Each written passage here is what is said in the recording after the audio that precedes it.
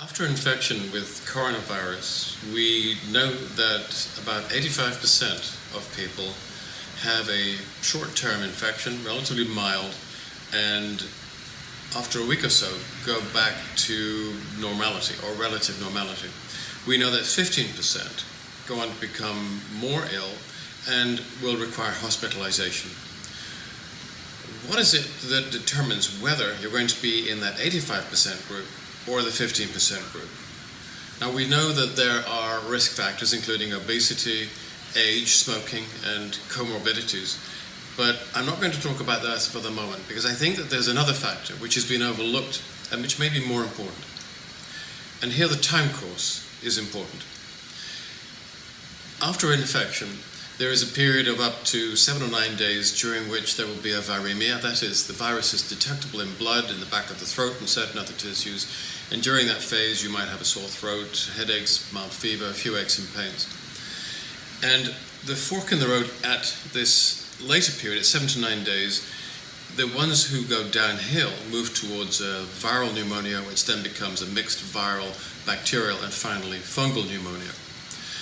The time course is important because if the critical events that determine whether you're in the 85 or the 15 group are occurring within such a short time frame, that means that it is the innate immune system that is deciding whether your immune system will get on top of the virus and you'll recover or not. Now, the innate immune system is interesting because it's very susceptible to dietary influences. So, for example, its cellular components, such as neutrophils, macrophages, can only function optimally if you have 1,3,1,6 beta-glucans in the system. The other very important component of the innate immune system is lactoperoxidase, which plays a key role in protecting the nose and throat and the respiratory tract. And that is an enzyme that depends on the presence of iron as a cofactor and cyanogenic groups to produce hypothiocyanous and hypothiocyanate ions.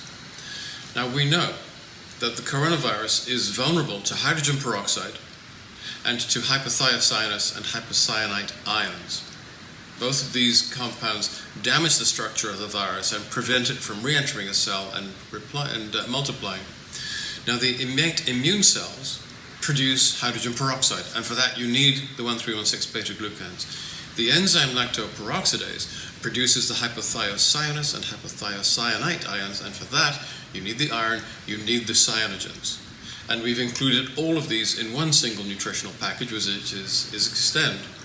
Is Extend a cure for the coronavirus? No, I don't think it is, but what I think it does do is to improve both the cellular components and the enzyme components of the innate immune system and help to push you into the 85% group that will recover, as opposed to the 50% group who will go on to require hospital care.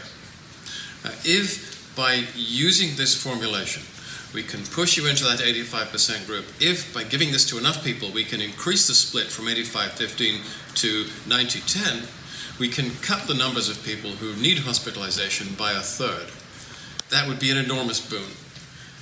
And I'm talking about compounds here that are natural, that derive from the diet, they're extremely safe and very, very suitable for public health management programs. I think this is the way forwards.